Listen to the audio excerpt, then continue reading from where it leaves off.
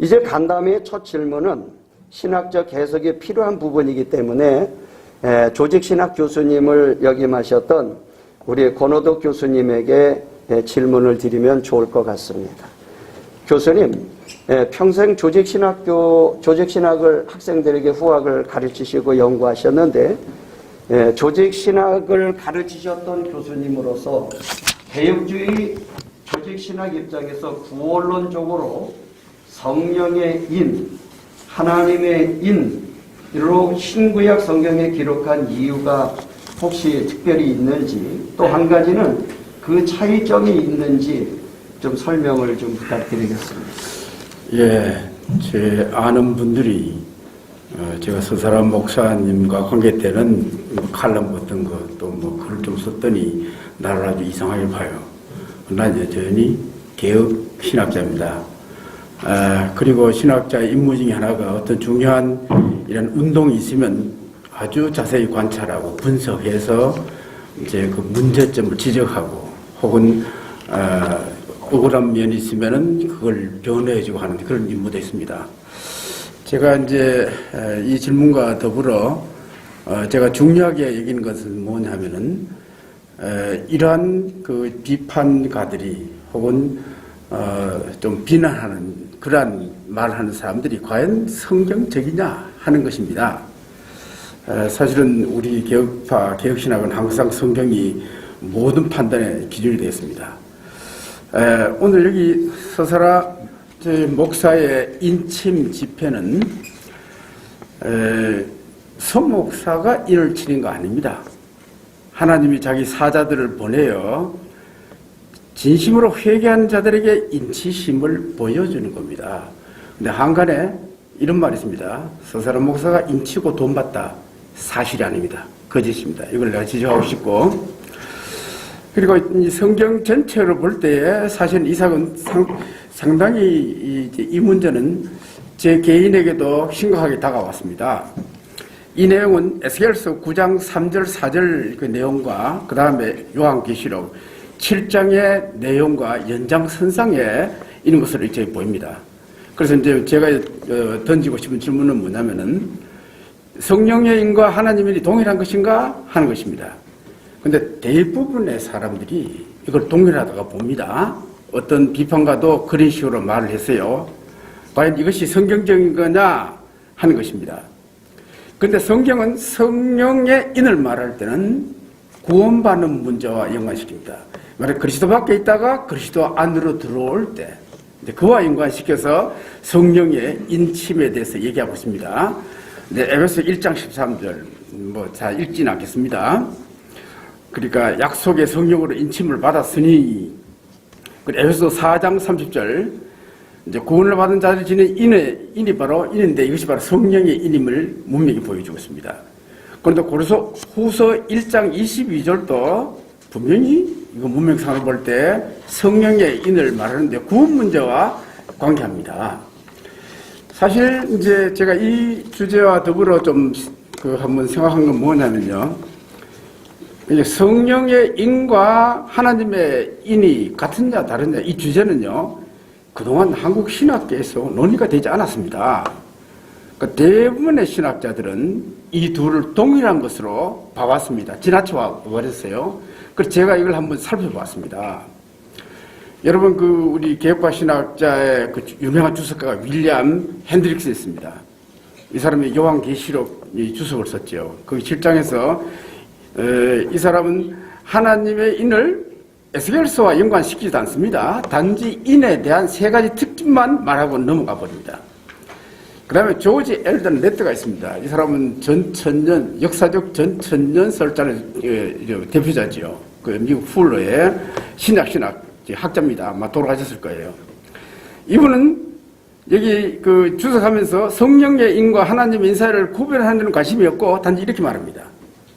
여기 하나님의 인은 구원 사건이 아니라 하나님의 백성들이 하나님의 진노로부터 보호를 받는 문제와 연관시킨다.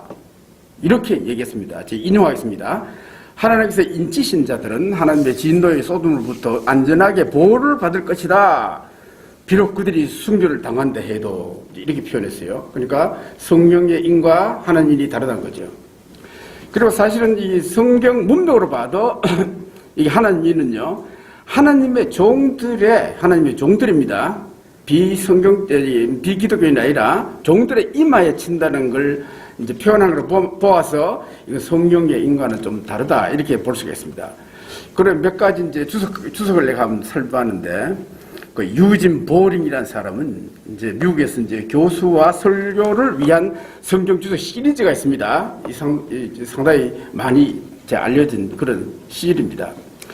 여기서 그 요한계시록 7장 1절에서 8절에 나오는 하나님의 종들의 이마에 인치는 것을 이게 에스겔서 9장 3절과 일참을 전제하고,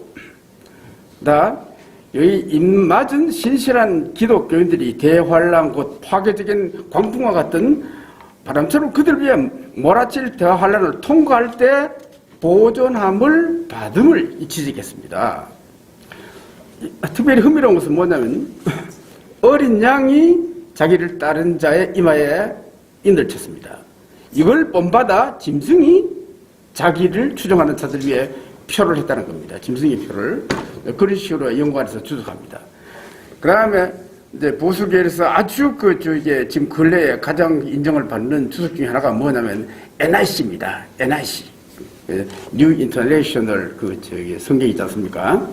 그 주석 시리즈에서 마운스라는 이 주석가는요, 이 하나님이 구원사건과 관계하지 않는다.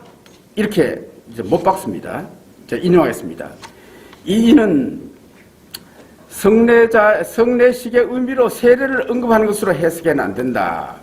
이 인침의 어떤 목적은 성도들을 다가오는 심판에서 보호를 받음을 보증하는 것이다. 여기 이 세례는 구원사건 관계합니다. 그와 관계없다는 거지요. 이제 또 인용하겠습니다. 그들은 하나님의 분노를 받지 않도록 인침을 받았지, 환난을 당하지 않도록 인침을 받지 않았다. 인치심은 하나님의 종들을 공개적으로 드러내는 마귀 세력의 공격에 대항하여 안전하기 위함이다. 그리고 구원과는 관계없습니다. 그러니까 이 성도들은 하나님의 인을 받음으로써 환난을 당하나 견딜 수 있으며 하나님의 진노하심을 받지 않는다는 것을 이렇게 이제 주석했습니다. 그 다음에 이제 세크라 페이지 시리즈에 나오는 이 해링턴의 주석입니다. 이것도 이분은 그 요한계시록 7장의 이 내용을 에스겔서 9장 4절과 관계함을 전제하고 이렇게 말합니다. 요한계시록에서 하나님의 종들에게 인치심은 이들이 환난과 죽음으로부터 보호를 받는 것을 상기하지 않고 환난 기간 동안 환난을 통과하면서 인내하는 가르친다. 좀 약간 다르지요. 중요한 건 뭐냐, 핵심 뭐냐. 이 하나님의 인치심을 받음을 통해서 대배도 사건, 대환난을 견뎌낸다고 이렇게 했습니다. 여기서 이제 이 양반이 흥미로운 건 뭐냐면 출애굽 사건과 연관시켜요. 출애굽 때 말하자면 그 병이 전체를 다 지배하지 않습니까? 이제 현재 팬데믹처럼. 근데 여기 때 그 당시 이스라엘 사람들이 그 6월절에 인치심을 받고 대환란을 통과할 때 보호를 받는 그와 연관시켜서 설명했습니다. 물론 이때 여기서 기독교인의 그 삶의 방식, 죽기까지 자기 생명을 아끼지 않는 방식으로 살면은 승리한다 이렇게 주장하고 있습니다.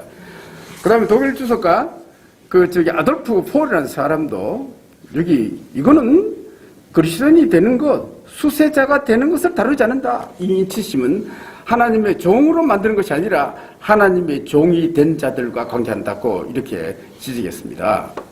말하자면 인치심을 통해 하나님은 자기 백성들이 타락하지 않도록 하는 힘을 주는 것이다.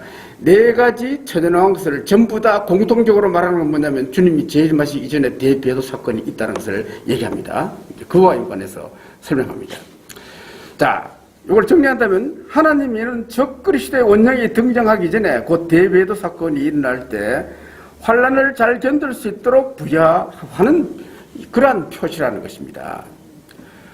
그래 여기 이런 의미에서 이제 사라 목사가 성령의 인은 우리가 예수를 믿을 때 그러한 것을 보지 않고 이제 하나님의 인은 재앙을 피하는 문제와 구원을 잃어버리지 않는 일과 연관시켜 말한다는 것은 상당히 우리가 긍정하고 인정할 수 있는 그런 부분이다. 이렇게 이제 말씀드릴 수 있겠습니다. 네, 교수님 설명을 들으니까 목회를 오래 한 저로서도 이게 잘 들어야 이해가 될 만한 일이고 한 이야기인데 아주 잘 풀어서 또 예를 들어서 설명해 주셔서 감사합니다. 우리 한국 교회와 목회자들 그리고 성도들도 건강한 신앙과 교회 생활을 위해서 이런 것들을 좀 잘 알고 자기 상식에 맞는 말들을 많이 안 했으면 좋겠다 하는 생각이 듭니다. 교수님이 이제 설명을 듣다 보니까 한 가지 더 질문하고 드리고 싶은 게 생각이 났어요. 서사람 목사는 하나님의 인사역에 천사들이 나타나서 성도들의 이마에 먹물로 십자가를 그리는 걸 보았다 하였는데 우리 교수님께서는 이것을 에스겔 9장의 먹물로 이마에 표하는 사건과 매우 밀접한 관계가 있다. 이렇게 이제 한번 설명을 하셨었는데 이 부분을 한번 주경신학적 입장에서 한번 설명을 더 드리고 싶어요. 예, 사실은 이 사건은 굉장히 충격적으로 다가오는 그런 사건입니다. 제가 사실 지금 방금 말씀드린 것은 기독교 신문 칼럼에 나왔고 그 외에도 이제 글이 나갔습니다. 그러나 한번 다시 들으면 좋을 것 같습니다. 제가 그 서 목사님에 대해서는 이제 후배며 또 고등학교는 후배며 저희 신대원은 총신의 선배는 목사님부터 이제 소개를 받았습니다. 그리고 굉장히 이 문제를 호기심 있게 읽었습니다. 한 2주간 동안 17권을 다 읽었습니다. 읽었는데 아주 정독했습니다. 그러면서 왜냐하면 제가 전에 종말론도 강의했기 때문에 궁금한 게 많았거든요. 지금 현재 사실은 4가지 종말론은요 전부 다 허점 다 있습니다. 우리가 그다음에 이 문제도 우리가 사실은 다시 한번 재점검해야 될 그런 문제로 봅니다. 그래서 한 번은 제가 주로 이제 지방에 있는데 제가 이제 대구 천안을 오가는데 한 번은 제가 있는 데서 서 목사님이 집회한다는 소식을 들었습니다. 그래서 제가 살짝 가봤습니다. 가서 설교를 들으니까 이제 서 목사의 설교에 관심이 뭐냐 하면은 어쨌든 성도들을 잘 신부로 예수님의 신부로 준비해서 천국에 들어가야 된다. 이걸 가르친 걸 제가 보았습니다. 뭐 거기에 대해서는 물론 누구든지 다 관심을 가질 일이죠. 그다음 밤에는 소위 인치는 이거 사역이 있다, 이거 집회가 있다는 얘기가 들었습니다. 저는 시간이 없어 오고 마침 거기에 지인이 한 분 있었어요. 그래서 한번 참석하고 그다음 구체적으로 저한테 이제 설명 좀 해달라고 했습니다. 그래서 이제 나중에 이제 그분한테 이제 들었는데 설명을 주고 사실 매우 놀랐습니다. 아주 놀라웠습니다. 집회에서 이제 서 목사가 영환으로 하나님의 사자들이 참 회개하는 하나님의 백성들 이마에 십자가를 그린다는 겁니다. 마치 엘리사가 영환으로 천군 천사를 두른 것을 보았지 않습니까? 그것을 보았다는 거예요. 근데 요한계시록 7장은 이마에 십자가 그린다는 말이 안 나옵니다. 그냥 인친다는 말만 나옵니다. 그럼 이 십자가란 말이 과연 맞는 거냐 아닌 거냐 하는 겁니다. 놀랍게도 이제 서 목사가 묘사한 장면은 에스겔서 9장 3절, 4절하고 똑같습니다. 놀랍게도 우리 이걸 주목해야 됩니다. 네? 그리고 그룹에 머물러 있던 이스라엘 하나님 영광이 올라 성전 문지방에 이르더니 요압 가는 베옷을 입고 서기관의 먹것을 찬 사람을 불러 이르되 너는 예루살렘 성읍 중에 순행하여 그 가운데 행하는 모든 가증한 일로 인하여 탄식하며 우는 자들 이마에 펴라 했습니다. 그런데 에스겔서 9장은 이 인을 이게 십자가인가 하는 겁니다. 근데 이제 제가 이 구절을 사전에 좀 알고 있었습니다. 이게 어떻게 1912년 진짜 여름인데 그때 이제 고 최연 박사님 구약학자지요. 아주 유명한 구약학자입니다. 이분이 한국에 처음으로 히브리 원문에서 우리말로 성경 번역했습니다. 새 지문 하나님의 말씀이에요. 이 양반 한 번 그때 만나가지고 하는 말이 뭐냐면은 구약에서 유일하게 십자가가 있는데 그것이 바로 이 구절이다 딱 얘기하더라고요. 그래서 자기는 이걸 번역할 때 곱셈 표시했다 이렇게 말하더라고요. 그리고 왜 그러면 여기에 십자가가 없사라느냐? 유대인들이 십자가를 싫어한대요. 이 양반 말로는 그래요. 사실 이 에스겔서 9장 4절에 이마에 표하라 우리말 번역 그렇습니다. 그러면요 사실 원문이 이렇습니다. 이마에 타오를 그리라. 타오는 히브리 문자의 제일 끝문자, 영어로 하면 Z입니다. 제일 끝자입니다. 그래서 이제 여러 가지 번역 성경을 내가 한번 봤습니다. 대부분 이마에 표하라 그대로 번역됐어요. 내가 보면 종교개혁자들도 여긴 관심이 없었습니다. 근데 독일어권에 아주 유명한 성경이 있습니다. 찌오리시 비벨이라고 아주 유명한 대부분 신학자 내지는 이제 신학생들이 이 성경 봅니다. 제가 그걸 한 권 가지고 있어요. 거기는 십자가를 그리라 이렇게 표현되어 있어요. 예. 그 다음에 여러 가지 주석도 봤습니다. 그 중에 카일 델리치. 여러분, 델리치는요, 유대인입니다. 유대인으로서 루터 신자가 되는 거예요. 루터파. 그는 이 표를 십자가라고 지적합니다. 이분은. 카일과 델리치는 본문의 타우가 히브리 알파벳 나중 그림을 지적하면서 히브리 초기 문헌에서는 십자가 형태를 지녔다고 잘 지적합니다. 맞는 말이죠. 그리고 놀랍게도 NIC, 아까 NIC 주석이 좋다고 그랬지 않습니까? NIC OT, 이건 올테스트 구약입니다. 거기에 이제 주석가 블록이라는 사람이 있습니다. 블록인데, 블록. 이 사람은 이걸요, 십자가 형태, X표 형태로 되어 있다. 그리고 아람어로 현대 지금 우리가 살고 있는 히브리 성경은요, 나중에 나오는 겁니다. 그건 아람어의 문자입니다. 이걸 빌린 거예요. 그 하기 전에는 X였다. 딱 지적했습니다. 그래서 저는요, 갑자기 뭘 생각나느냐면은, 제가 독일 유학 때, 처음에 히브리어를 배울 때, 그때 사용한 문법책이 생각났습니다. 그 당시 대부분의 신학교에서는요, 독일의 유명한 히브리학자, 에른스트 예니 있습니다. 누군지 다 압니다. 에른스트 예니. 이 사람 문법책을 공부했는데, 이 양반은 독일의 유명한 구약 주석가 베스트만과 더불어 2권으로 된 히브리어 사전까지 저술한 바 있습니다. 얘네는 이 문법을 설명하기 전에 그 앞에 서론 부분에서 히브리어가 어떻게 발전해 나온가를 설명했습니다. 그래서 문자, 발전사 도표를 제시했어요. 첫째 도표는 뭐냐? 여러분, 첫 단계는 페니키아의 알파벳입니다. 둘째는 옛 히브리어 알파벳이에요. 그 다음 셋째는 지금 우리가 알고 있는 히브리어입니다. 히브리어. 그래서 제가 가만 연대를 계산해 보니까 에스겔 시대는요, 둘째 단계입니다. 그래서 둘째 단계 알파벳 때 끝에 타우 부분에 가니까 그게 X였어요. 아주 맞는 거죠. 그런 의미에서는 최윤 박사도 잘 번역했고, 그 다음에 찌우리시 비별도 잘 번역했고, 카일 델리치아 부르게 오는 겁니다. 아주 놀라웠습니다. 이 십자가예요. 그러니까 2500년 전에 기록된 성경의 말씀이 하나의 상징도 아니고 문자 그대로 지금 이런 집회에 실현되고 있다는 것입니다.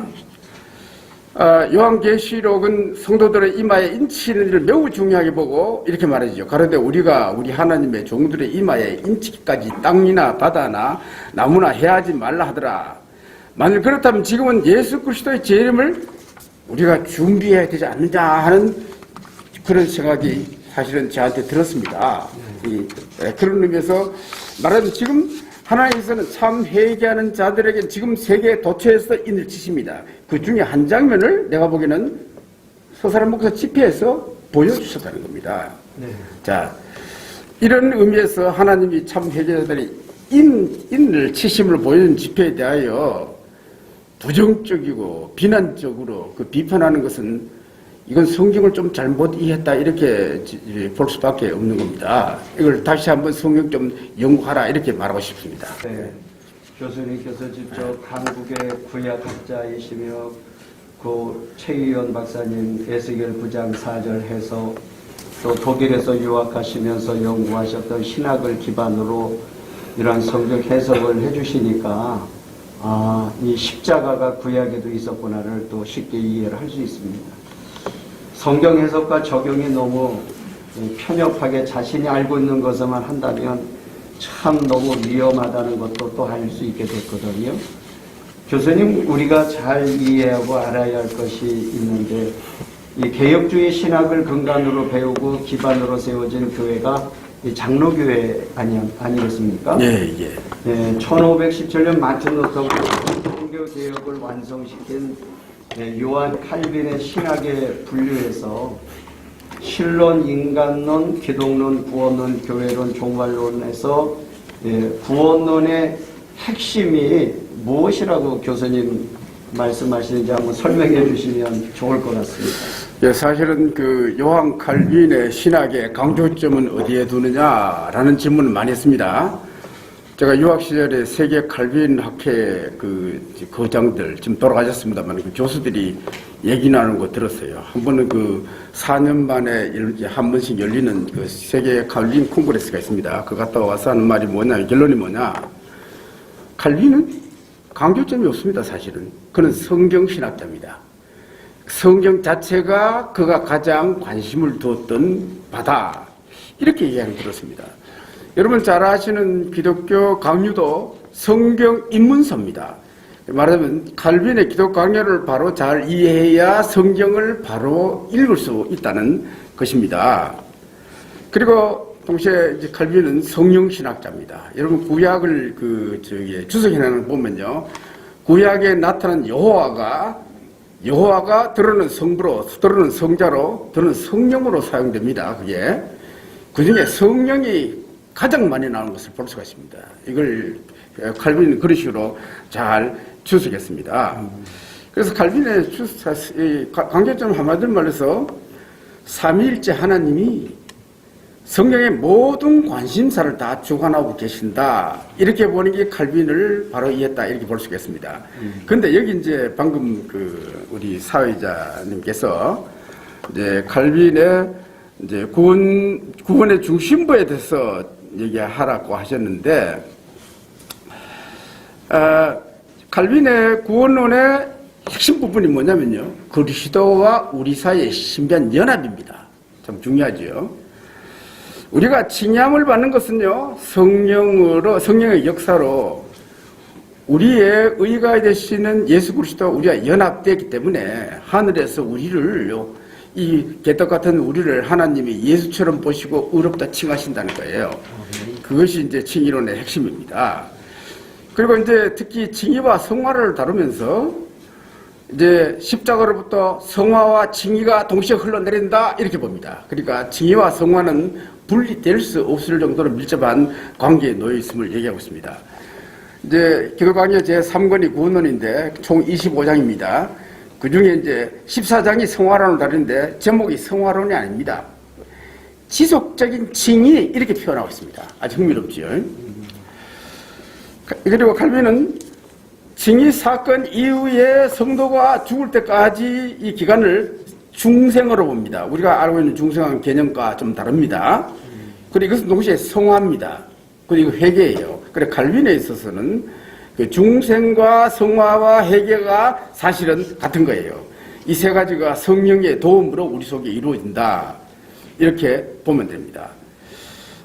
이제 칼빈은 성령의 사유를 강조하는데, 우리가 사실은 성화의 삶이란 우리의 의지를 매 순간순간마다 성령의 도움으로 하나님의 뜻을 위하는 쪽으로 결단하여 나가는 삶이다. 이제 이렇게 이제 우리가 볼 수가 있겠습니다. 또 그리스도인이 칭의함을 받고 중생을 통해 성령의 도움으로 노예 의지를 벗어나 새롭게 회복된 의지를 바로 사용하는 것이 중요하다. 이제 이것이 그의 성화론의 중요한 내용인 것 같습니다. 그 다음 여기서 이제 짚고 넘어갈 것은 뭐냐면 예정론입니다. 이 기독교 강요 21장에서 24장까지 총 25장이니까 그 6분의 1입니다. 상당히 길게 상세하게 이 문제를 언급하고 있습니다. 칼빈은 그의 예정론을 별도로 또 책도 하나 썼습니다. 작은 책이 있습니다. 그런데 여기 보면은 이제 흥미로운 것은 구원에 대해서 설명하고 난 다음 예정론을 썼다는 겁니다. 이거는 로마서의 구조와 같습니다. 이것은 우리가 구원을 받았음을 확인하는 동시에 하나님이 나를 구원으로 예정하셨음을 감사하는 방식으로 달아야 됨을. 그러니까 그래서 이런 의미에서는 상당히 칼빈이 가르치는 그 예정론은 역동적입니다. 그러니까 숙명론적이 아닙니다, 이게. 사실은 이제 이것이 그 예정론이 숙명론으로 오해되면은 상당히 문제가 크지 않습니까? 사실은 이 이중 예정은 이제 칼빈이 어거스틴으로부터 이어받았죠. 그 인간이 예정론을 운명론으로 이해할 경우에 자칫하면 우리가 함부로 인생을 살아갈 수 있는 그런 우를 범할 수가 있다는 겁니다. 또 예정론에서 중생자들이 자유의지를 올바로 사용하는 문제가 언급되지 않은 점도 좀 아쉽다. 왜냐, 칼빈이 워낙 바빴습니다. 엄청 바빴습니다. 그래서 뭐 이건 후예들이 해야 될 문제지요. 사실 견해의 문제도 매 순간 성경의 도움으로 우리의 의지를 하나님의 영광을 위하는 쪽으로 결단하고 사는 삶과 연관되어 있습니다. 가만히 있다고 구원하는 것이 아니라 계속해서 성령에서 역사하셔서 우리를 하나님을 향하도록 만드는 게 이것이 견해로 이제 보는 거죠. 이제 또 어떤 사람들이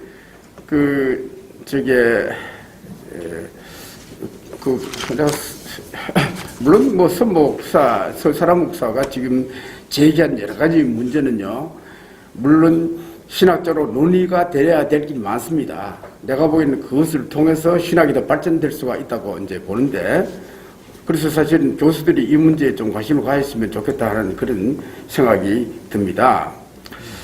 그리고 이제 우리가 이제 이런 일을 할 때에 잊어서는 안 될 것은 뭐냐면, 말하자면 어떤 전제를 깔고 사람을 비판하는 건 좋지 않다는 거예요. 좀 정확하게 알으라는 거예요. 파악하고. 그리고 이제 여러분 그 신학이라 어떤 누구의 신학도 절대적이지 않습니다.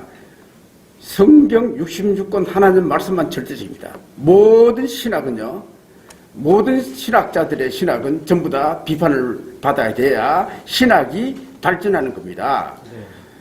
그런 면에서 사실은 칼빈의 그 책을 읽어보면요, 칼빈을 제대로 비판해주면 칼빈이 좋아할 것 같은 그런 생각이 들어요. 이 양반이 오히려 그런 거 있습니다. 자기는 절대로 자기 자신을 절대적인 존재로 생각하지 않았습니다. 단지 하나님 말씀에 근거해서 확실한 것을 계속해서 주장했을 뿐입니다. 그래서 여기 이런 문제를 보면서 자꾸 함부로 이단식 하기보다는 문제가 있다고 판단되면 반드시 그 문제를 한국에 여러 학회가 있으니까 학회에 좀 제기해서 학교에서 교수들이 이 문제를 공정하게 다룰 수 있게 하는 것이 좋지 않겠나.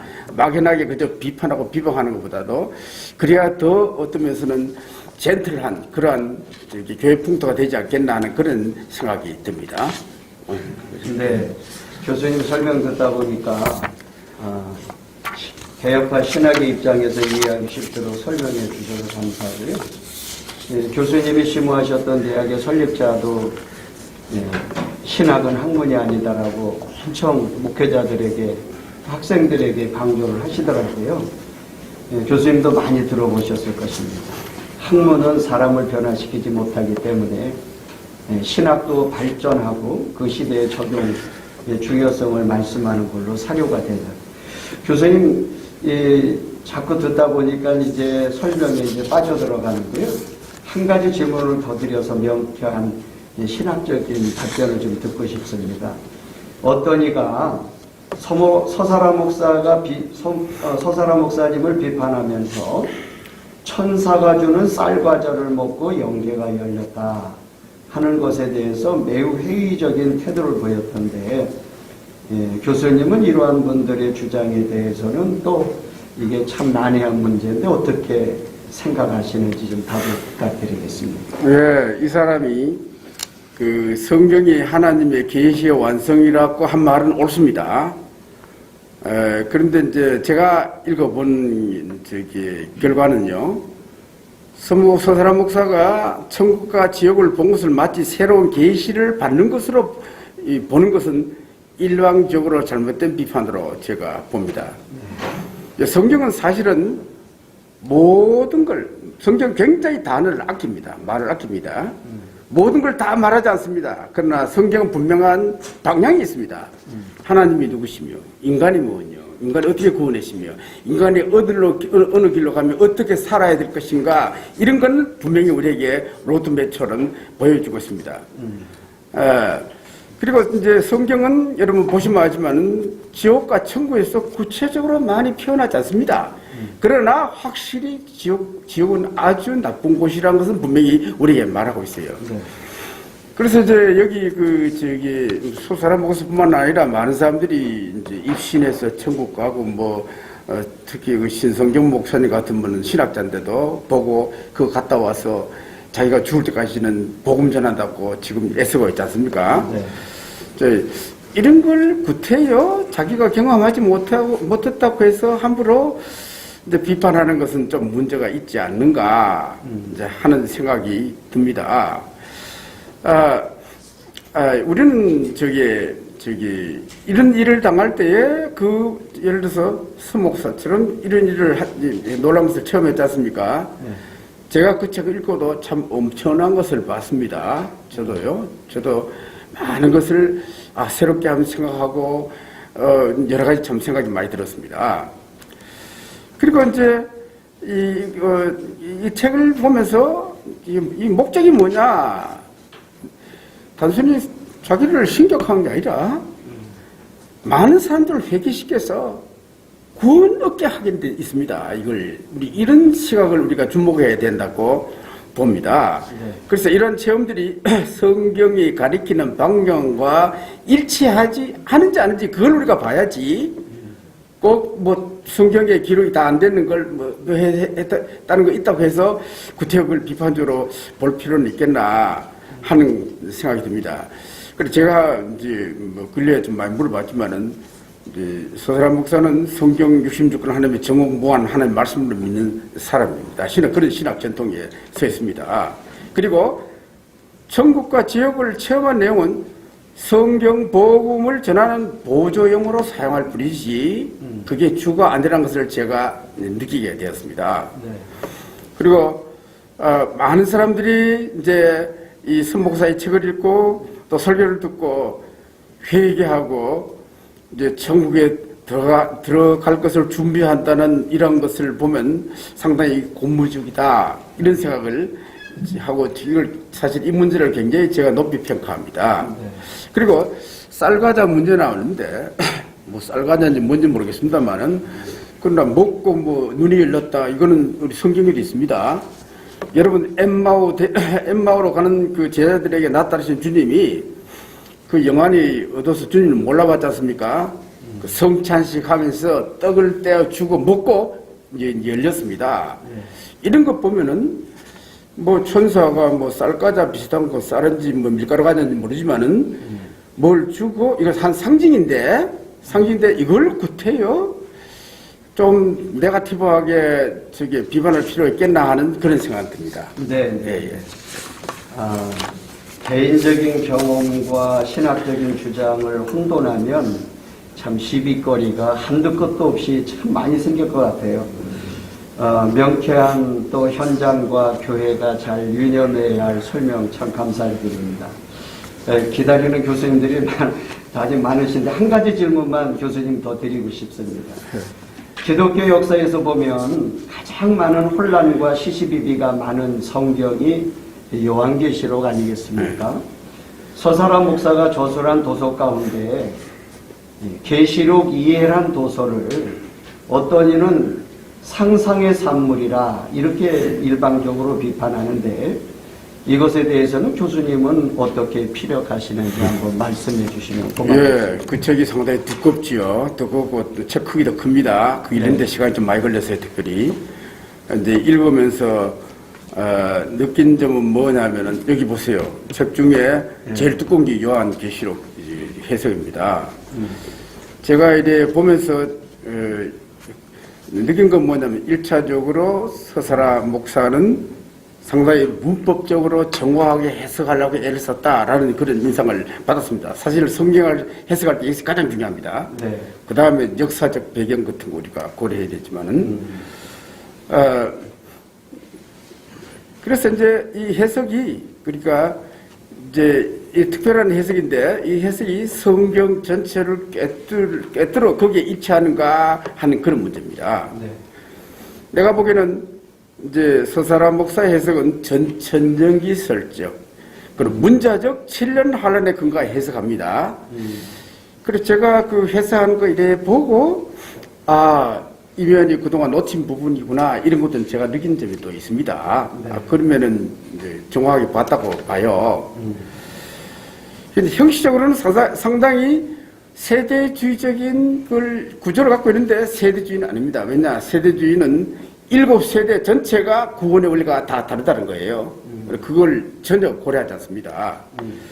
그건 관계없고 단지 내용은 그와 좀 다르다, 독특하다라는 것을 제가 느껴봤습니다. 근데 앞으로 이 문제는 이 천년왕국술도 지금 4가지 천년왕국술, 그 중에 2가지는 이미 벌써 문제가 많아서 폐기 처분했습니다. 지금 역사적 전천전설이냐 무천년설이냐 2가지인데 그 둘 다 사실은 전부 다 약점을 다 갖고 있습니다. 그래서 사실은 이것으로 만족해서는 안 되고 우리가 성경을 다시 요한계시록 특히 에스겔서와 연결해서 스가랴서 연결해서 이제 구약의 연서와 연결해서 다시 이제 해석해서 새로운 무언가를 내야 되지 않겠나. 그러면서 전문가들의 논의가 앞으로 필요하다 이렇게 생각됩니다. 네. 그리고 이제 서 목사의 책을 읽는 사람들은 그가 성경 본문에 충실하면서 영적인 체험을 통해 책을 저술하는 것이지, 그 읽어보면 분명히 이거는 서 목사 자신의 이성으로 고안해서 만들어내는 조작품이 아닙니다. 보고 증언하는 겁니다. 이 말이 참 중요합니다. 본 것을 증언한다. 이런 인상이 아주 짙습니다. 그리고 이제 내가 봐도 그동안 내가 서 목사님하고 지금 교제 나누면서 느낀 건 뭐냐면은 목사님 굉장히 참 하나님 중심적이세요. 네. 그리고 이게 경건합니다. 내가 봐도 아주 경건해요. 이런 가치관을 가진 분이 이런 조작을 한다, 이거는 별로 이해가 되지 않는다고 그렇게 이제 생각되는 겁니다. 네.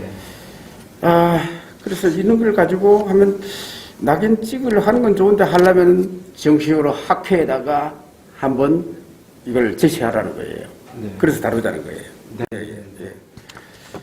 하여튼 우리 신학학회도 참 많이 있고 검증하고 또 신학이 발전하고 하는 것들은 참 교수님 말씀대로 정식 학회에서 논의를 해서 아주 깊은 토론과 논의를 통해서 한국교회가 재정립을 하고 또 발전적으로 갈 수 있으면 좋겠다라고. 그래서 앞으로 신학을 배우는 사람들도 바른 신학을 또 배워서 적용하고 교회에서 혼란이 없게 하는 것이 중요하다고 생각을 했습니다.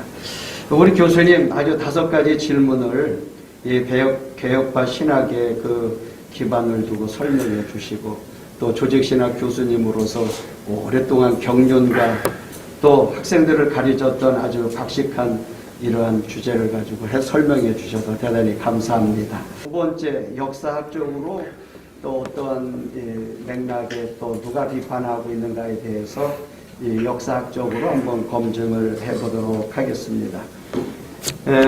이번 2번째 질문은 한국 장로교회에서 보수교단에 산실하면은 뭐 총신대학교라고 누가 뭐 말 안 해도 다 알고 있는 것들입니다. 총신대학교를 나오시고 후학을 또 가르치시고 외국에서 또 공부를 깊이 하시고 역사 신학자이신 서유한 교수님에게 질문을 드리고 싶습니다. 교수님, 우리나라의 1970년, 80년대 성령운동이 참 뜨겁게 일어나던 시대, 기도운동, 정말 활발하게 불처럼 타오르던 시대가 우리나라에 있었던 것이 저도 기억이 되고, 저도 그것 때문에 신학 공부를 또 하게 됐던 경험이 있습니다. 네, 근데 그 1970년대, 80년대 기도운동, 성령운동이 활발하게 일어날 때, 참 희한한 단어가 하나 있었어요. 직통계시라고 하는 듣도 보도 못한 이런 단어가 있었는데, 이 직통계시라고 목회자들이나 성도들이 사용하였는데, 이것이 자신이 한 영적인 체험이나 혹은 천국과 지옥 간증 같은 것과 예언이 어떻게 다른지 좀 설명해 주시면 교회나 목회자들이 혼란이 좀 없을 것 같은데, 그리고 정상적인 그리스도인들의 삶에서 하나님과 교통, 즉 영적인 교통은 어떤 의미인지에 대해서 좀 역사학자인 교수님께서 좀 한번 시원하게 한번 설명해 주시면 고맙겠습니다. 예, 질문 감사합니다. 그 질문과 관련해서 간단하게 말씀을 드리겠습니다. 사도 바울은 고린도전서 11장 1절에서 내가 그리스도를 본받는 것 같이 너희는 나를 본받으라고 하였습니다. 언급한 대로 사도 바울은 삼층천을 경험한 것입니다. 하나님의 크신 은혜로 구원받은 성도들은 모두가 이처럼 변화산의 새 제자들처럼, 그리고 사도 바울처럼 삼층천 체험을 원하고 있습니다. 오늘날 우리가 날마다 기도하며 경건에 힘쓰는 이유는 사도 바울이나 제자들이 받았던 직통 계시, 또 다른 계시를 받기 위함이 아니라 사실은 하나님과 영적 교제와 묵상, 다시 말하면 현재적 삶, 믿음으로 승리하는 삶, 영적으로 보다 깊은 그분과의 교제를 위함입니다. 따라서 직통계시의 오해와 혼란을 피하기 위해서 오늘날 교회는 직통계시라는 말보다는 하나님과의 영적 교제와 묵상이라는 명칭을 사용해야 하겠습니다. 그것은 우리가 비록 죄 많은 세상에 오늘같이 코로나의 위험에 살지라도 주님의 형상을 닮기 원하는 영적 갈망이며, 고통과 슬픔, 이별과 죽음이 없는 것을 꿈꾸며 신앙으로 승리하기 위함인 것입니다. 우리가 성경 말씀을 믿고 그 말씀대로 순종하며 살지만 우리의 소망은 항상 위의 것, 즉 주님이 계시는 천국을 소망하는 것입니다. 따라서 우리들의 하루하루의 삶을 주님께 맡기며 주님의 뜻에 순종하기 위해서 그분과 항상 교통하는 삶을 사는 것이 필요하다고 하겠습니다. 그리고 이러한 일은, 즉 하나님과의 교통은 지금도 계속되고 있습니다. 여기에 대한 하나님의 말씀을 다음과 같습니다. 여기 말씀해 보면 요엘서 2장 28절로 29절에 그 후에 내가 내 신을 만민에게 부어주리니 너희 자녀들이 장래일을 말할 것이며 너희 늙은이는 꿈을 꾸며 너희 젊은이는 이상을 볼 것이며 그때 내가 또 내 신으로 남종과 여종에게 부어줄 것이며, 요한복음 16장 13절에 그러하나 진리의 성령이 오시면 그가 너희를 모든 진리 가운데로 인도하시리니 그가 자의로 말하지 않고 오직 듣는 것을 말하시며 장래일을 너희에게 알리시리라. 또한 히브리서 13장 8절에 예수 그리스도는 어제나 오늘이나 영원토록 동일하시니라 라고 하였습니다. 또한 베드로후서 1장 21절에서 예언은 언제든지 사람의 뜻으로 낸 것이 아니요 오직 성령의 감동하심을 입은 사람들이 하나님께 받아 말한 것이니라, 이렇게 말씀하였습니다. 그리고 또한 예언은 영감으로 기록된 하나님의 말씀, 성경을 더 잘 이해하는 것에 도움을 준다고 하겠습니다. 그런데 서사 목사의 천국 지옥 간증은 천국에서 믿음의 선진들에게 성경의 궁금한 점들을 직접 물어서 기록했으므로 성경을 더 잘 이해하기 위한 매우 소중한 참고서의 가치가 있다고 할 것입니다. 뿐만 아니라 서 목사의 간증은 자신이 먼저 성경을 통해 자각 검증을 마친 후에 기록했기 때문에 신뢰할 수 있으며 이것이 간증기의 가장 큰 장점이라고 하겠습니다. 네. 네, 교수님 설명을 듣고 서사라 목사의 간증도서를 읽는다면 오해가 없을 것인데 선입견을 가지고 책을 무조건 접해서 읽다가 보면은 자기가 알고 있는 지식과 경험에 오해를 덧입혀서 말을 하게 되는 것 같습니다. 그럼 교수님, 다른 질문을 하나 드리고 싶어요. 교수님 설명 가운데 성경에서 사도 바울도 신비한 체험, 3층천을 인용하셨는데요. 사람들은 천국 지옥 간증하는 사람들을 비방할 때 사도 바울은 3층천을 다녀와서 셋째 하늘을 다녀와서 14년 후에 입을 떼고 말을 했는데 어떻게 당신들은 천국 지옥 보고 와서 바로 말하냐. 그래서 잘못된 거다. 이렇게 말하는 사람들이 있어요. 교수님은 역사학자로서 그걸 어떻게 보시는지요? 예, 역시 이 질문도 우리가 신앙생활 하는 중에 참 흔히 접하지 않는 질문이지만 매우 중요한 질문이라고 생각합니다. 이 질문과 관련해서 제가 몇 가지 말씀드리겠습니다.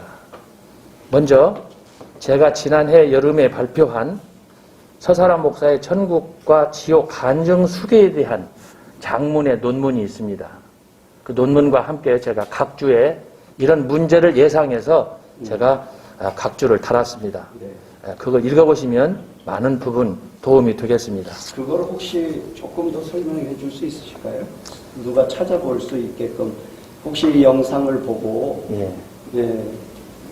논문을 발표를 하셨다고 하는데 이걸 어디서 봐야 되는지도 찾기가 혹시 설명을 해주시면 쉽지 않을까요? 예, 이 부분은 최근에 서사라 목사 그 소위 심포지엄 당시에 몇 분 교수님들이 발제를 하셨는데 그것이 최근에 출판이 됐습니다. 그래서 그 출판된 책을 참고하시면 좋겠고 다른 교수님들도 다 이렇게 발제하셨습니다만 그 중에 이제 제 논문에 이런 부분들도 일부 거기에 기재가 됐습니다. 예, 혹시 영상을 보시고 이 논문에 대해서 궁금하시고 확인하시고 보고 싶으신 분들은 대한예수교 장로회 서울 동로에 연락해 주시면 저희가 그 책을 성실히 증거 자료로 보여드리도록 하겠습니다. 교수님 설명해 주세요. 예. 그러면 계속해서 왜 사도 바울이 3층천 체험을 한 후에 즉각적으로 하지 않고 14년 후에 그것을 말했느냐라는 것과 관련해서 말씀드리겠습니다. 네. 자, 우리가 중요하게 생각할 것은 성경 해석자에게 있어서 기본적으로 갖춰야 될 것은 성경의 역사적 배경, 그것이 어떤 상황에서 기록이 됐는가. 다시 말하면 이것과 관련해서 우리가 깊은 이해가 요청된다고 하겠습니다. 당시 사도 바울은 다메섹에서 극적으로 주님을 만난 후 그의 첫 번째 주 사역은 말씀처럼 밖으로 이방인을 위해 소명을 받았지만 안으로는 자신과 같이 심각한 오해와 극단적 편견에 빠져있는 동족 유대인의 구원이 시급한 문제였습니다. 네. 따라서 사도 바울은 여러 서신서, 그 중에 특별히 로마서와 갈라디아서를 통해서 이를 지속적으로 역설하였습니다. 그러므로 사도 바울은 자신의 3층천 체험, 즉 천국과 지옥에 대한 구체적인 모습을 설파하기보다도 당시 유대인들은 구약적 전통에 따라서 천국과 지옥에 대해서 잘 알고 있었기 때문에 그래서 이 부분에 대해서 우선 동족에 대한 구원을 위해 헌신하고 그리고 무엇보다도 그들의 의식 구조를 바꾸기 위해서 전도에 집중하였습니다. 그 결과 14년 전에 체험한 3층천을 늦게사 언급하게 된 것입니다.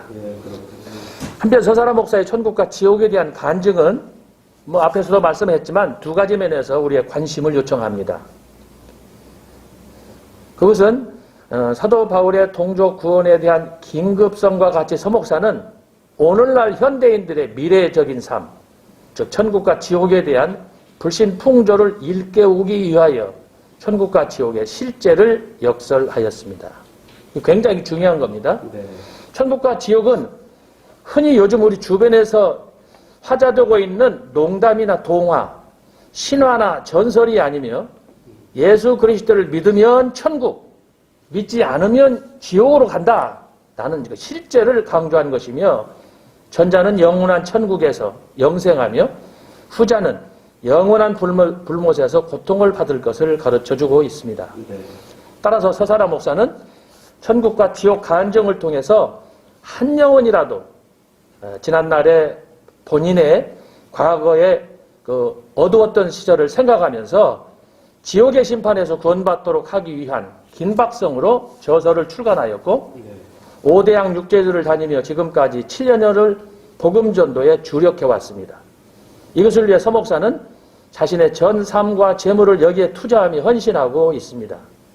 서 목사에게 천국 지옥의 역설은 영원 구원의 긴박성, 어떻게든지 믿지 않는 형제들, 불신자들이 장차 도래할 지옥에서 받을 고통을 피하도록 하기 위한 그 긴박성에 기초했다고 하겠습니다. 네, 교수님 설명을 들으니까 사도 바울과 서사라 목사가 보고 듣고 경험한 것을 말하는 취지가 사도 바울은 동족을 구원하기 위해서 잘못된 의식을 바꾸기 위해서 굳이 빨리 전할 필요가 없었고 서사라 목사는 천국과 지옥을 실제 하기 때문에 하나님의 택한 자들을 한 영혼이라도 구원해야 함을 시급성, 긴박성 때문에 이렇게 전하는 것이요. 설명 감사합니다.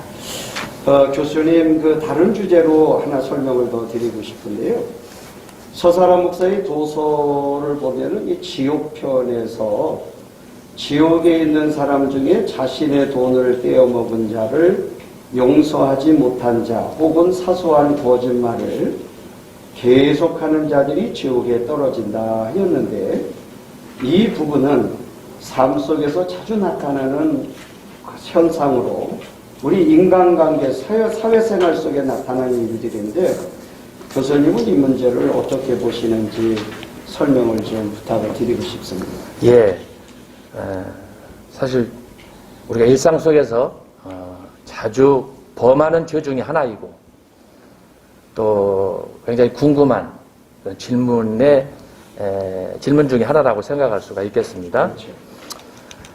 이 지옥 부분에 대해서는 아까 초대에 말씀드린 것처럼 제가 논문을 썼습니다.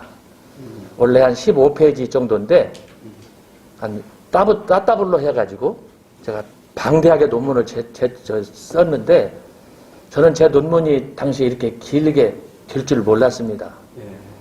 그 논문을 준비하면서 제가 빠져들었습니다. 제가 뒷조사를 해봤더니 성경에 기록된 지옥 가는 자들에 대한 그 기록이 압축해가지고 또 지옥에 대한 묘사가 몇 가지로 나오지 않았습니다. 근데 서사라 목사가 직접 체험한 이 간증기를 보면 지옥의 묘사가 제가 압축해서 정리한 것만 77가지입니다. 한 사람도 아멘 안 할 줄 알았습니다. 제가 그걸 보고 기도를 했습니다. 성경에는 지옥이 단순하게 몇 가지 수월, 음부, 이렇게 어둠의 골짜기, 뱀들이 우글우글 이런 정도인데 책을 봤을 때 여러분 저는 처음 책을 통해서 확인했습니다. 77가지 그것도 쌍칠이에요. 그래서 이걸 어떻게 분석할까 하다가 기도 중에 하나님께서 저한테 응답을 주었습니다. 10계명으로 조명하라. 역시 응답이 전혀 없습니다. 그래가지고 제가 이 지옥편 77개의 이 한라프라니 모습을 10계명으로 조졌습니다. 예. 그래서 명쾌하게 제가 정리를 했는데 하다 보니까 그 안에 사소한 거짓말, 돈 떠먹은 사람, 교회 세습한 사람 다 걸려들어요. 네. 그걸 보고 나서 내가 느낀 결론이 뭐냐? 의인은 없다. 한 놈도 없다는 거예요. 그런 가운데 여기 사소한 거짓말은 그 중에 하나예요. 자, 성경 말씀에 의하면 범죄하는 영혼은 죽으리라. 죄의 삭은 사망이니라 라고 말씀하였습니다. 이 말씀은 예외 없이 누구든지 죄를 지으면 죽는다는 거예요. 네. 여기에는 죄의 크고 작음, 즉 경중의 문제가 아니라 완전하신 하나님 앞에서 의롭지 못한 행동을 한 모든 허물과 죄를 가리킵니다. 따라서 마가복음 9장 43절에 있는 것처럼 범죄한 사람은 그 손을 자르고 찍어내요. 영생하는 것이 좋다고 말씀하셨습니다. 재밌는 것은 예수님께서 산상수훈 마태복음 5장 22절로 24절에서 나는 너에게 이르노니 형제에게 노하는 자마다 심판을 받게 되고 형제를 대하여 나가라 하는 자는 공회에 잡히게 되고 미련한 놈이라 하는 자는 지옥불에 들어가게 되리라. 이렇게 말씀했어요. 자, 이것은 위에 질문한 내용하고는 분석을 해보면 아주 정도가 다른 거예요. 거짓말하고 남의 돈 떼먹고 하는 건 뭐 육안으로 확인할 수 있는 건데 이 속으로 소위 말해서 자기 나름대로 방언을 하는 거예요. 예를 들어서 저런 미친놈이다, 저런 바보 이런 거 우리가 흔히 하지 않습니까? 소위 말하는 우리가 좋아하는 말 중에 농담 속에 이런 일들이 너무너무 많은 거예요. 그런데 여기서는 예수님께서 말씀하시는 예외가 없는 거예요. 우리가 지금까지 여기 있지만 저런 바보 같은 놈, 저 돼지가 뭐 이런 얘기 하지 않았습니까? 그게 다 여기에 해당되는 거예요. 그래서 제가 설명했습니다. 자, 여기 두 가지 욕 중에 나가라는 말은 뭐냐? 텅 빈, 무가치한, 우둔한, 멍청이라는 뜻이에요. 네. 여러분 그런 단어, 저런 바보, 멍충이 그런 말 써본 적 있어요, 없어요? 있어요. 다 지옥 가는 거야, 우리 이거. 천부의 의지 없어서 가는 거예요. 또 다른 욕이 뭐냐? 미련한 놈이 이거 나가라고 되어 있어요. 이 말은 도덕적인 배신, 반란, 악이라는 뜻이에요. 그런데 이 나가라는 어리석은 놈으로 다시 말하면 지적 수준이 떨어진다는 거예요. 저 돼지같이, 저 바보같이 이게 다 그런 뜻이에요. 저급한 말. 그리고 미련한 놈이라는 말은 추악하다라는 이런 인격적으로 천박한 상태를 뜻하는 거예요. 하지만 이 두 가지 욕은 상대방에게 극심한 상처를 남깁니다.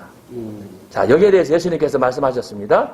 예물을 제단에 드리려다가 거기서 내 형제에게 원망 들을 만한 일이 있는 것이 생각나거든 예물을 제단 앞에 두고 먼저 가서 형제와 화목하고 그 후에 와서 예물을 드리라. 어떤 얘기라도 표현하지 않은 내 마음속으로 가진 생각, 성경에는 음욕도 마찬가지예요. 살인죄도 마찬가지예요. 에? 아무도 모르겠어. 그럼 내가 미운데 저거 죽여야 되겠네. 속으로 그런 적, 그렇게 말한 적 있어요, 없어요? 할렐루야? 이야, 제가 이 지옥편 읽으면서 이런 일까지 보면서요, 이건 헤어날 방법이 없어요. 지옥 가는 거예요. 자, 그런 가운데 예수님께서 이 산상수훈을 통해서 명확하게 십계명을 해석한 거예요, 이게. 눈으로 보이는 살인죄, 도적질이 아니라는 거예요. 그러므로 주님의 말씀은 어떤 죄를 지었을지라도 회개하지 아니하면 하나님이 버리신 바대로 징벌을 받을 수밖에 없다. 아멘. 이들은 생명책에서 이름이 지워져 불못에 들어가는 것을 보여줍니다. 그러므로 계시록 21장 8절에서 말씀한 믿지 아니하는 자들과 함께 모든 거짓말하는 자들은 불과 유황불에 던져지리니 이는 둘째 사망이니라 말씀한 것입니다. 한편 자신의 돈을 떼먹은 자를 용서하지 못한 자들이 가는 지옥에 가는 이유가 뭐냐? 아주 흥미로운 거예요. 여러분 돈 떼어먹었어요? 근데 왜 내가 지옥 가야 돼요? 이런 얘기 들어본 적 있어요? 나도 지금 억울해 죽겠는데? 자, 계시를 통해서 받은 또 말씀을 통해서 우리가 조명해보면 이유는 이렇습니다. 이들은 사람을 미워하여 용서하지 못하는 것을 주님은 살인죄로 간주하였습니다. 다시 말하면 원한으로 용서하지 못한 것은 곧 십계명의 6계명, 살인죄를 범하는 것이기 때문입니다. 예수님의 도성인신, 십자가 사건, 그리고 부활 승천과 재림, 소위 구속사의 정점에 예수 그리스도의 사랑, 아가페가 자리하는데 형제에 대한 사랑의 용서가 제일 중요함을 가리킨다고 하겠습니다. 여러분 기독교가 뭡니까? 사랑의 종교입니다. 이런 자들은 회개하지 않으면 말씀드린 대로 이 둘째 사망에 떨어진다고 하겠습니다. 결국 형제 용서하지 못하는 자는 살인죄가 되어서 불못에 들어가게 되는 것입니다. 어쩌면 우리는 매일매일 이 죄를 짓는지도 모릅니다. 그래서 하나님 앞에 늘 겸손히 기도해야 되겠습니다. 결론입니다. 그러므로 소위 비판자들은 서사라 목사의 남다른 사역과 소명에 대하여 기도하며 돕지 못할지라도 최근에 몇몇 이단 간별사들 제가 잘 알고 있어요. 그 중에는 저를 검증해야 돼요. 이단 간별사가 지가 저를 검증해야 되는데 저는 손에 때도 안 묻히는 거예요. 그리고 지금 엉뚱하게 화살을 이쪽으로 돌리는 거예요. 이런 작자들에 대해서 제가 강력하게 경고하는 거예요. 최근에 제가 받은 책도 있어요. 그 사람이 받은 책, 저술한 책, 유명한 책인데 앞장 서문에 이야, 추천사를 받았는데 당신 이분 아느냐? 모른다는 거예요. 이분이 배경이 뭔지 아느냐? 모른다는 거예요. 그런데 어떻게 당신 이단 간별사로서 책을 출판했냐 그랬어요? 벙어리예요. 내가 적당한 때 만나면 훈수를 좀 하려고 그럽니다. 자, 최근에 몇몇 이단 간별사들이 단지 신학적인 논리, 여러분 신학적인 이란 말은 우리 권 총장이 말씀했지만 사람들이 만들어낸 학문의 한 부분이에요. 이건 완전할 수가 없어요. 그렇죠. 그리고 서사라 목사가 체험한 거, 우리가 체험한 거, 그 사람마다 다 은사가 달라서 다양한 거예요. 그래서 아까도 유달산 기자가 얘기했지만 그런 면에서 다양성을 우리가 인정해 주는 거예요. 그런데 여러분도 경험하지만 그걸 글로 한번 적어봐라. 글이 됩니까? 저는요, 처음에 논문 써달라고 이 책을 8권을 받았을 때 느낀 게 뭐냐? 어떻게 이게 소설입니까? 에? 아까도 권 총장님 말씀했지만 어떻게 이것이 상상으로 적은 거면 이렇게 쓸 수 있어요? 그 영혼이 죽은 거예요. 그놈들은. 이렇게 말씀을 통해서 우리가 메시지 주는데도 불구하고 마음이 강팍해져가지고 참 조심스럽습니다만은 굉장히 아주 시리어스하게 이런 부분을 생각해야 되고 제 생각에는 신학자는 신학자 논리에 의해서 죽을 수 있어요. 신학이 우리를 구원시키는 게 아니에요. 저는 정통, 개혁, 보수 좋은 건 다 붙일 수 있어요. 청교도. 저 영국에서 10년 공부해가지고 박사학위 받았어요. 개혁주의, 청교도, 칼빈이 제 전공이에요. 근데 칼빈 믿으면 지옥 가요. 성경 믿어야 말씀 때문에 생명 갖고 천국 가는 거예요. 처음으로 아멘 할렐루야 나왔네. 너무너무 힘드네. 자, 그래서 신학이란 뭐냐? 참고서예요. 성경을 알기 위한 하나의 가이드라인을 주는 거예요. 그래서 칼빈이 우리에게 신이 되면 안 돼요. 좋은 스승이에요. 그래서 일만 스승 중에 예수님 같은 분은 없어요. 그분은 나의 생명을 줬지만 칼빈은 나를 위해서 피 한 방울 안 흘렸어요. 글로만 자기가 체험한 것들을 써서 우리에게 감동을 줄 뿐이지 그거 믿으면 천국 보장 못하는 거예요. 거기에 생명이 있습니까? 오직 말씀, 영감을 통해서 기록했던 말씀만이 우리를 살릴 수 있기 때문에 그렇게 하시면 되겠습니다. 그래서 신학적 논리와 지식의 기초에서 함부로 분별 없이 예단하고 평가하는 것은 조심해야 됩니다. 저는 신학자로 지금까지 살아봤지만 함부로 말하는 걸 굉장히 자제합니다. 왜? 내가 스스로 올무에 걸릴 수가 있기 때문에. 그래서 조심스러운 거예요. 자, 대체로 이들은 교회를 지키고 보존한다는 명분 안에 오히려 성도들을 혼란에 빠뜨리며 교회를 파괴하는 신학적 혹은 성경적 지식 없이 날뛰는 풋내기 지식인들로 단언컨대 소위 신종 분파주의자들로 공의 신학사상을 검증받아야 될 대상이라고 보여집니다. 저는 이 사람들을 우리 공청회에 제가 초청합니다. 감사합니다. 네, 우리 교수님께서 보수의 산실에서 신학을 입문하셔서 영국에 가서 또 청교도까지 칼빈주의를 연구하셔서 참 좋은 설명 감사합니다.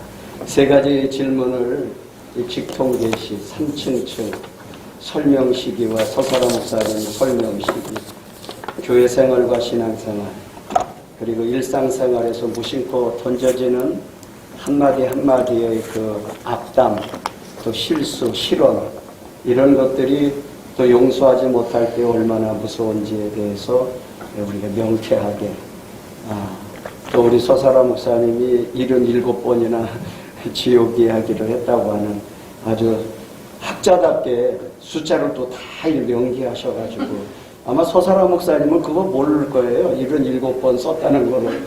근데 교수님만 아시는 거예요. 네, 이게 또 이런 검증을 통해서 또 그런 것들이 밝혀지는군요. 네, 하여튼 교수님 감사합니다.